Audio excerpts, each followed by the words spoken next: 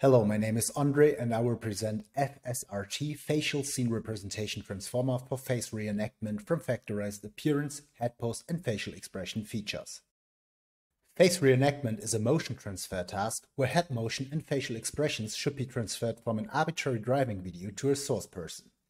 This source person is specified by only one or a few source images. In this work we present an approach that enables both accurate and temporal consistent facial animation. Our method is designed to allow a flexible amount of source images being used during inference and training. While our method is only trained on video reconstruction, that means self-reenactment, it generalizes to cross-reenactment during inference.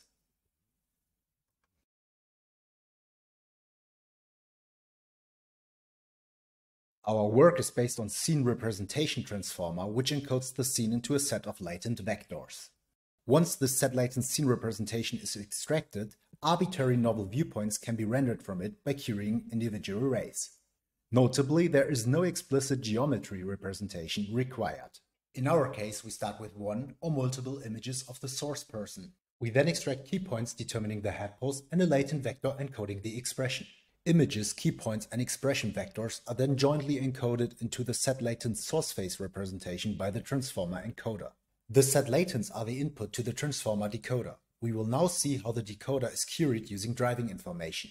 Given an arbitrary driving frame, we also extract keypoints and the expression vector.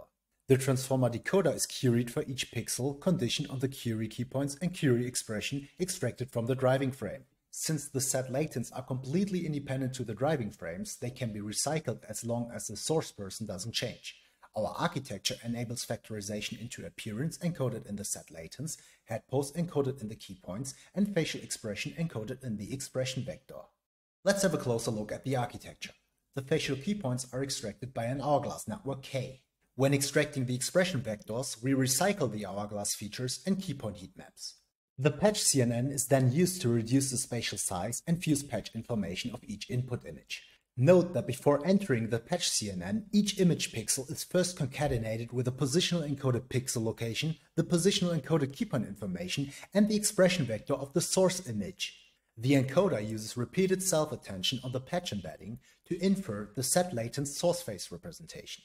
The query representation of the decoder is the concatenation of the desired pixel coordinates, the driving keypoints, and the expression vector of the driving frame. The set-latents enter as both keys and values. After two such attention blocks, the final render MLP computes the output pixel color. We train our model on the voxelab dataset in three phases. In the first phase, we only train with a pixel-wise mean-squared error loss. However, this leads to blurry predictions. In the second phase, we add perceptual losses to increase the perceived quality. Finally, in the third phase, we add adversary losses to significantly enhance the amount of realism. We note that skipping the first two phases leads to suboptimal local minima and slow training progress. When training the model without regularization, shape deformations, color distortions, and background artifacts occur during cross-reenactment, indicating that our intended factorization is not achieved. We therefore use effective augmentation and regularization methods when training our model. There are two types of motion transfer methods when using facial keypoints. Absolute motion transfer directly applies raw keypoints extracted from the driving frame. This, however, might lead to shape deformations as the driving keypoints still carry some shape information. Instead, we can use relative motion transfer, where the driving keypoints are first calibrated by finding a best matching driving frame. The relative motion between the best matching and the current driving frame is then scaled and added to the source keypoints.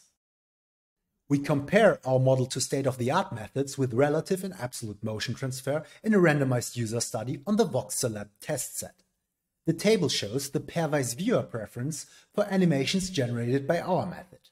The values in brackets indicate the amount of sequences out of 20 for which we got the majority of votes among all users. The users were asked to base their decision on the motion transfer quality as well as naturalness and consistency of the animation. The results clearly indicate that our method outperforms previous state-of-the-art.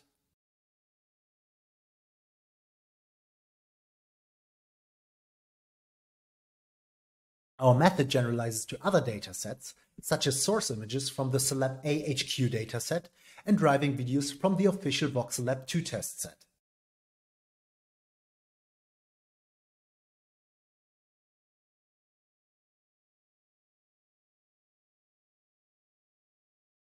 Thank you for your attention. For code and more videos, check out our project page.